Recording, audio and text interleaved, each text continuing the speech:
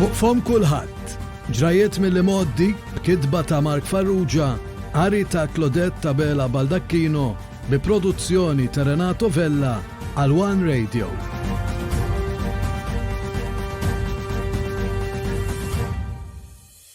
Fl-episodju tal-lum ser nittrattaw serqa li fil-mira tagħha kien hemm il-pagi tal-ħaddiema kollha tat-tarzna.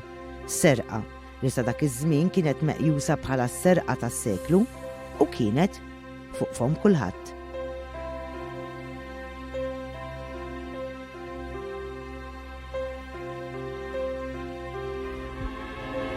Regard myself as a soldier, though a soldier of peace. 1948 f'Jannar jinqatel il-mexxej spiritwali Indjan Mahatma Gandhi. The whole world was shocked by the news of Gandhi's assassination. Known as the father of India's independence, Gandhi, with perhaps the largest following any man ever had in his own lifetime, was one of the most vital figures of our age. F'April, il-President tal-Istati Uniti Harry Truman iniedi l-Marshall Plan bi spiża ta' $5 biljun Amerikan biex jgħin fl-irkupru ta' 16 pajjiż mill-effetti tat-tieni gwerra dinjija. The signing of this act is a momentous occasion in the world's quest for enduring peace. This measure is America's answer to the challenge facing the free world today. F'April ukoll titwaqqaf l-Organizzazzjoni Dinjija tas-Saħħa. F'Ottubru imutu mal-100,000 persuna f'terremot fit-Turkmenistan fl-Unjoni Sovjetika. Fl-1948 twildu fost l-oħrajn il-kantanti Olivia Newton-John. Guess mine is not the first heartbroken. My eyes are not the first to cry. U Ozzy Osbourne.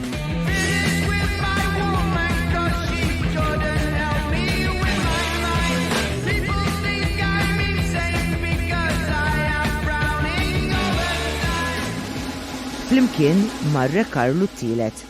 I'm standing here in this exquisite chapel of St. George at Windsor Castle, so close to where my beloved mother, the late Queen, is laid to rest with my dear father.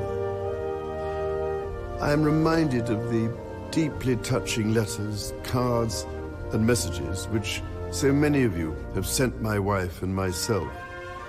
And I cannot thank you enough for the love and sympathy you have shown our whole family.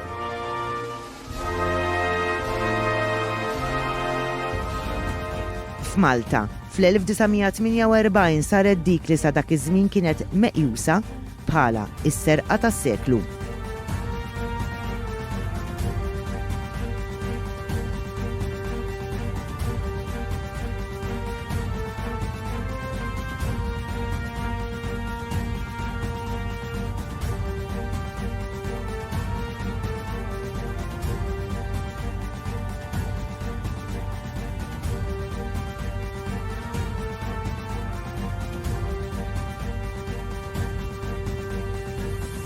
Il-ħamis 22 ta' April 1948. Kordin, raħal ġdid. Fid-dawl tax-xemx issir l-akbar serqa sa dak iż-żmien meta ħallelin armati waqfu trakk tan-Navy madwar mil il-bogħod mit-tarzna u serqu somma ta' 126,000 lira sterlina li f'termini tal-lum jammontaw għal madwar 7 miljun euro. Dawn il-flus kienu għas-salarji tal-ħaddiema kollha tal-istess tarzna. Il-ħallelin armati li wettqu s-serqa kienu 4: Geraldo Kassar il-Ginger, laborer ta' 24 sena minn Ħal-Qormi, Manuel Cardona tal-Mintira, driver ta' 26 sena minn Ħażebbuċ, Salvo Fenek tan-Nabbu, bidwi ta' 24 sena minn Ħażebbuċ u Gianni Buttigieg, imwieled Għawdex u li kien joqgħod Ħażebbuċ. Huma għadu ġo karozza ta' tip Studebaker ħdejn il-Pitkali taħt iċ-ċimiterju tal-Bla tal-Bajda. Jistennew li trakk tan-Navy bil-flus tal-pagi tal-ħaddiema tat-tarzna li kienu inġiebu minn Barclays Bank li kien jinsab fi Triq Repubblika fil-Belt Valletta. Meta trakk tan-Navy għadda minn qudiemhom u wasal ħdejn il-Knisja tal-Marsa, u ma saqu l-karozza tagħhom għal warajħ. Fit-triq qasmu l-armi. Gianni Buttigieg ħa revolver mingħajr balal. Geraldo Cassar ħa revolver bi3 balal. Salvo Fenech ħa machine gun. Manuel Cardona kellu wkoll revolver. Fit-triq Buttigieg poġġa ma' wiċċu biċċa ċarruta ħadra. Fenech poġġa maktur ma' wiċċu. Cardona għatta wiċċu biċċa gazzetta waqt li Cassar ma poġġa xejn ma' wiċċu iżda kellu nuċċali tax-xemx. Kif it-trakk wasal fi triq Kordin fejn illum hemm l-emkas tul moskeja, l-akkużati laħquh, inkaxxaw miegħu u waqfu l-karozza tagħhom qudiemu b'konsegwenza li l-istess trakk kellu jieqaf. F'dan il-mument il-ħallelin niżlu mill-karozza u Gianni Buttigieg ipponta ir-revolver lejn is-sewwieq Manuel Conti minn taslima u qallu "Stop the car." Buttigieg u Fenech imbagħad marru għan-nies li kienu rekbin fuq in-naħa ta' wara tat-trakk u qalulhom biex ma jiċċaqalqux. F'dan il-mument baħar Ingliż li kien qed jagħmilha ta' skorta ipprova joħroġ il-bajunetta li kellu fuq iżda wieħed mill-akkużati ipponta l-arma tan-nar leħu qallu "Put it down."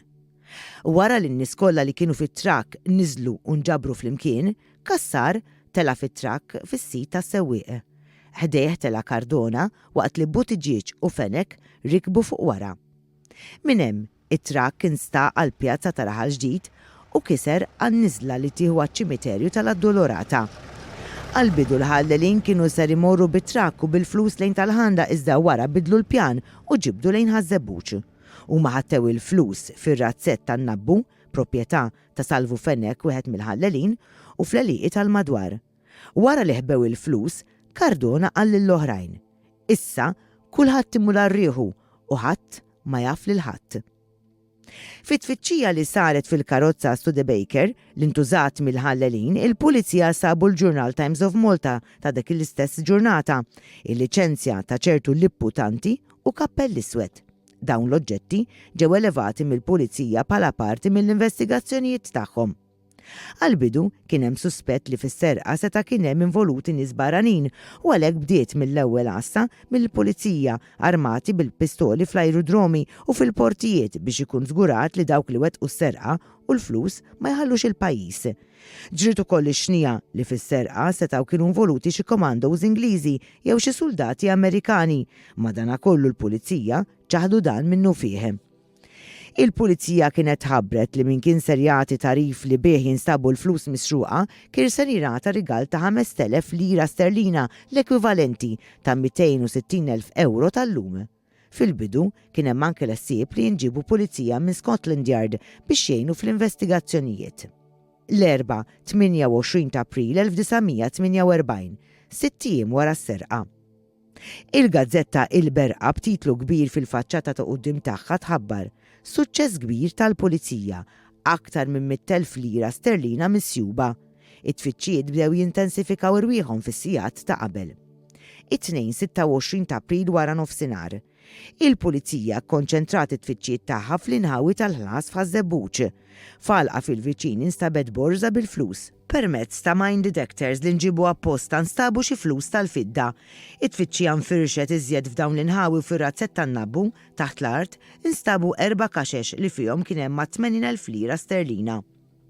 It-tlieta 27 ta' April. Issir tfittxija ġdida madwar nofs mil minn dan ir-razzett fejn instabu ma' 26,000 lira sterlina. L-erba' 28 ta' April, il-pulizija bdew jaħartu għalqa li kienet tmiss ma' razzett tan-nabbu.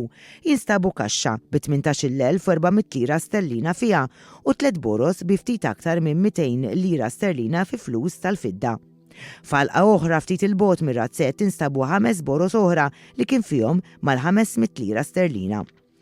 Il-ħamis 29 ta' April, falqa fil-viċinanzi ta' razzett jinstabu 10 boros mimlija bi flus tal-fidda, b'kollox 950 lira sterlina. Il-flus misjuba ittieħdu kollha fil-kwartieri ġenerali tal-Pulizija fi Fleur-de-Lis. Waqt it-tfittxija fir-razzett tan-nabbu instabu wkoll machine gun ta' ajruplan li kien kraxxa ħdejn l-istess razzett fit-tieni gwerra dinjija u xkora bil-ħwejjeġ, waqt li f'bir f'waħda mill-għalieqi instabu żewġ tingwanti u raincoat li fil-but tagħha kien hemm revolver imgeżwer f'biċċa ħadra. Il-Gvernatur Douglas bat ittra biex jifraħ lil Prim Ministru Paolo Boffa suċċess li kienet kisbet il-Pulizija, waqt li l-Prim Ministru min-naħa tiegħu bat ittra lil Kummissarju tal-Pulizija Joseph Ullo fejn irringrazzjah tal-ħidma li kienet saret. Il-ħamis 29 ta' April, l-10:09 ta' filgħodu, jitresqu l-qorti quddiem il-Maġistrat Grima 5 persuni brabta mas-serqa. Is-Supretendent Manuel Kallija li kien imexxi d-Dipartiment tal-Investigazzjonijiet Kriminali akkuża lil Kassar, lil Cardona u lil Fenech li fit-22 ta' April 1948 fil-limiti ta' Raħal Ġdid wettqu serqa bi vjolenza ta' 126,000 lira sterlina. It-tlieta li huma wieġbu li ma humiex ħatja.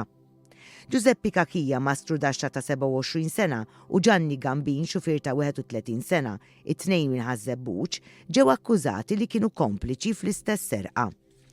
Kakija ġie akkużat li ftiem ma' 3 akkużati ewlenin li kellu jpoġġi tabella no entry f'nofs it-triq ħdejn il-mina ta' Bormla biex iżomm it-traffiku biex bekk is-serqa setet issir b'mod aktar faċli. Xi ħaġa li wara rriżulta li fil-fatt m'għamilx. Kien akkużat ukoll li ftiem ma' 3 akkużati l-oħra dwar fejn kellhom jeħbew il-flus u kif kellhom jinqasmu. Gambin kien driver it-tarzna u kien hemm aktar minn okkażjoni waħda li fiha wasaq it-trak bil-pagi tal-ħaddiema tat-tarzna. Għalhekk huwa kien jaf id-dettalji dwar l-ammont ta' flus involuti. Kien jaf li t-trak kien jiġi skortat minn persuni armati biss bajonetta u kien jaf ukoll ir-rotta li minnha kien jgħaddi t-trak. Il-qorti kienet marfa li ċertu Gianni Buttigieg li kien kompliċi fis-serqa kien ingħata l-proklama. L-iżblokk fl-investigazzjonijiet tal-Pulizija seħħ 4 tim wara l-hold-up meta l-Supretendent Kallija ġie infurmat li l-imputanti sit il-karozza Studebaker li ntużat fis-serqa rid ikellmu. Tanti qal li huwa kien lest jgħidha kollu li kien jaf dwar is-serqa li l-Pulizija basta kienet tingħata protezzjoni lilu u lill-familja tiegħu. L-Supretendent Kallija tanti qallu li xi 10 tim qabel is-serqa mar għandu l-akkużat Cardona u qallu biex imur miegħu saħal qormi fejn iltaqgħu mal-akkużati l-oħrajn u ddiskutew id-dettalji tas-serqa. Hemmhekk Cardona dar fuq tanti u talbu l-karozza.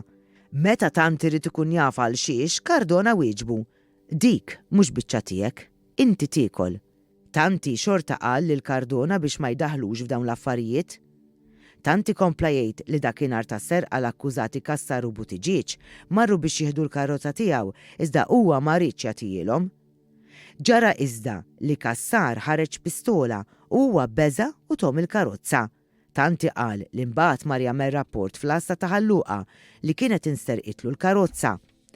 Mit-tarif moti minn tanti s-Supretendent Kallija ordna li jsiru tfittxijiet fid-djar ta' kull wieħed mill-akkużati u wara jeħduhom id-depo. Meta l-akkużati inġibu d-depo ħadd minnhom ma der inklinat li jitkellem ħlief għal Gianni Buttigieg li der li rrid jgħid xi ħaġa. Iżda qabel ma beda jitkellem qal lis-Supretendent li huwa ma kien ser jgħid xejn ta' xejn. Is-Supretendent talbu xrid u Buttigieg wieġbu li rrid li jingħata l-proklama. Kallija għarraf din it-talba lis-superjuri tiegħu u madwar siegħa u nofs wara waslet it-tweġiba li seta' joffri l-proklama lil Buttigieg bil-kundizzjoni li jagħti l-informazzjoni kollha. Buttigieg spjega li l-pjan biex issir is-serqa beda jitfassal xi 3 xhur qabel f'laqgħa li saret ħdejn l-Ammiri u li għaliha kien hemm preżenti apparti huwa Geraldo Kassar, Salvo Fenech u Leli Cardona. Jumejn qabel is-serqa kienu qablu li l-flus jinħebbew fir-razzett ta' Nnabbu fil-limiti ta' Ħażebbuċ u li eventwalment il-flus misruqa jinqasmu ndaqs bejn daw kollha involuti. Il-qbil kien li jiġri x'jiġri ma kellhomx jikxfu lil xulxin. Kienu qablu wkoll li fis-serqa tintuża karozza ta' ċertu l-imputanti. Meta beda jinstema' l-ġuri ċertu Karmnu Bezzina xed li madwar 10 tim qabel ma seħħet is-serqa mar mal-akkużati Fenech, Kakija u Cardona t-tokis bħal-qormi. Qabel beda l-film għadu jitkellmu u 3 akkużati jistaqsewh jekk ridx li jingħaqad magħhom fis-serqa li kellhom ippjanata tal-pagi tal-ħaddiema tat-tarzna. Xi 3 tim wara iltaqgħu fir-razzett ta' Nnabbu fejn kien hemm l-akkużati Kassar, Fenech, Cardona u Kakija, Gianni Buttigieg u l-imputanti biex jiddiskutu kif kien ser jagħtu s-salt li trak li kien ser ikun qiegħed iġorr il-pagi. Lejliet li saret is-serqa fil-għaxija, Bezzina qal li ltaqa' ma' Gianni Buttigieg il-Belt Valletta. Meta qabdu tal-linja biex imorru ħaż-żebbuġ, Buttigieg staqsih: "Intadek bil-ħsieb?"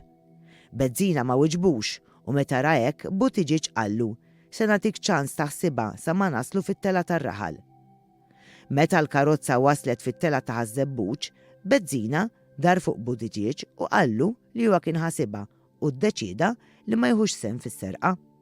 Fil-qorti wkoll is-Sur Papa Ġurkopoulou, assistent kaxxieri t-Tarzna li kien fit-trak meta seħħet is-serqa, qal li meta kienet qed isseħħ is-serqa wieħed mill-ħallelin li kellu l-machine gun f'idejh waqgħetlu biċċa ta' kulur aħdar minn quddiem għajnejh. Ix-xut qal li wiġġnin il-persuna baqgħet timbrat f'moħħu u ddikjara li din il-persuna kien Salvo Fenech. Fl-istess ħin kemm Papa Ġurkopoulou kif ukoll John De Barro li kien il-head messenger fil-cash office tat-Tarzna u li kien ukoll fit-trak meta seħħet is-serqa, għarfu lil Gianni Gambin bħala persuna li ġiri magħhom il-Barclays Bank għal pagi tal-ħaddiema tat-Tarzna.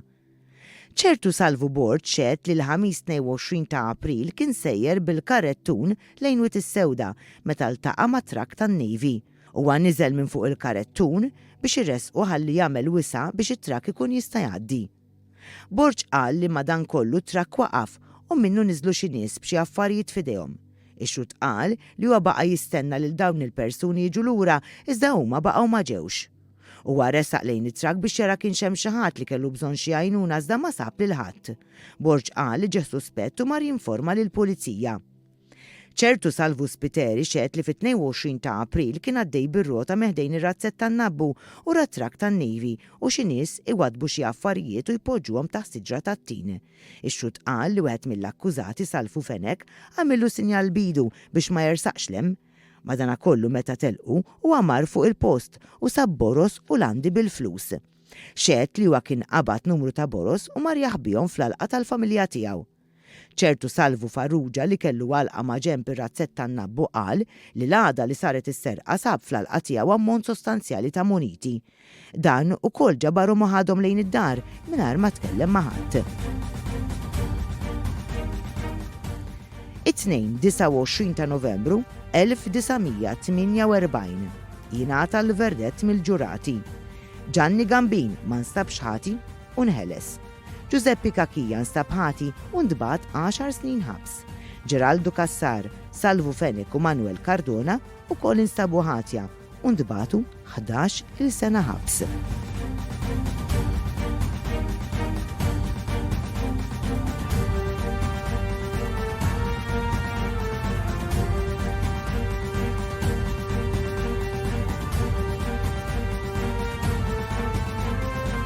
Għadna kemm segwejna fuq fom kulħadd.